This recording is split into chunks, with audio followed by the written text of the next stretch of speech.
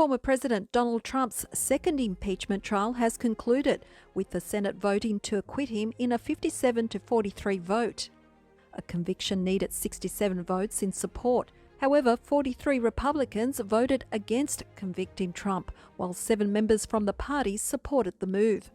During the final stage of the 5-day intense debate, a critical event that secured Trump's win was his lawyer, Michael Van der Veen's announcement that he wanted to summon House Speaker Nancy Pelosi and Vice President Kamala Harris to testify in court.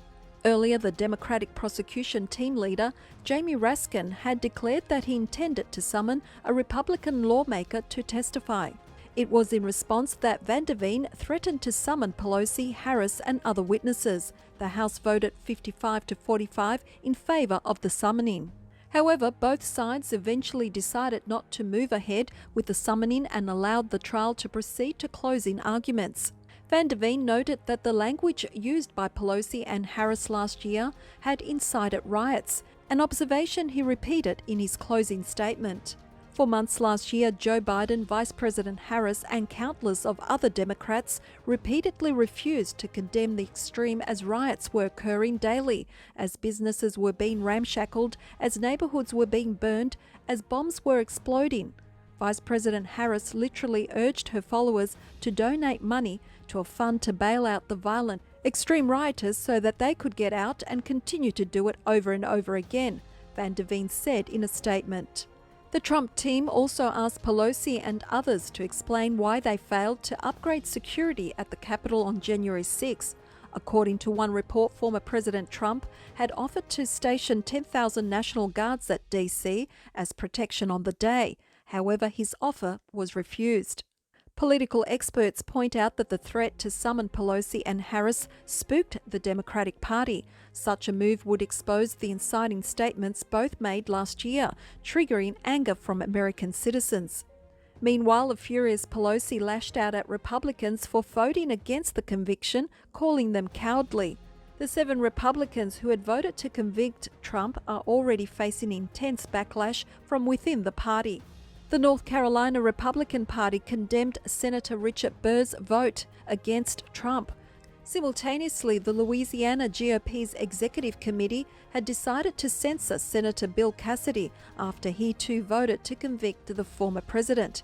Trump condemned the impeachment trial, calling it the largest witch hunt in history. He thanked his legal team for upholding justice and promised supporters that he would uphold the rule of law. I always have and always will be a champion for the unwavering rule of law, the heroes of law enforcement and the right of Americans to peacefully and honourably debate the issues of the day without malice and without hate, Trump said in a statement.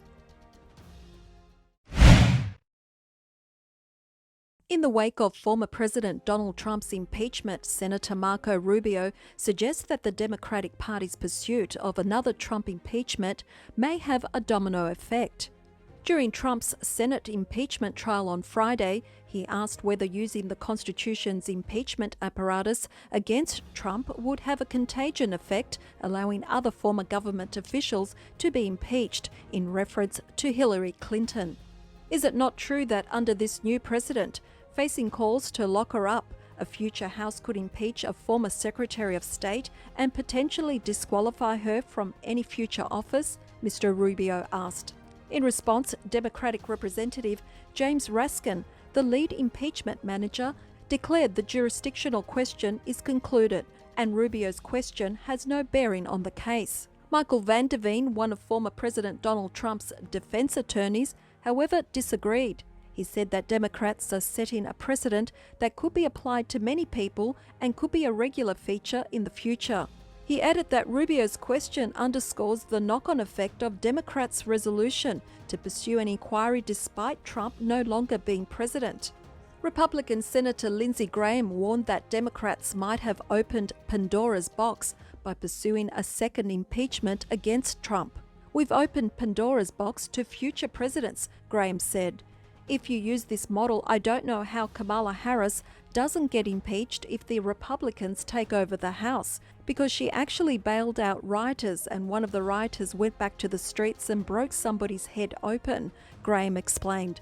So we've opened Pandora's box here, and I'm sad for the country.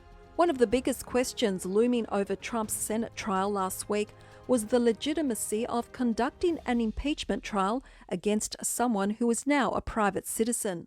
In point of fact, Article 11, Section 4 of the US Constitution seemingly limits impeachment to the President, Vice President, and all civil officers of the United States. Republican Senate Minority Leader Mitch McConnell claimed that even though Trump is practically and morally responsible for provoking the events of January 6, he did not think the Senate had constitutional jurisdiction to conduct an impeachment trial against a former president.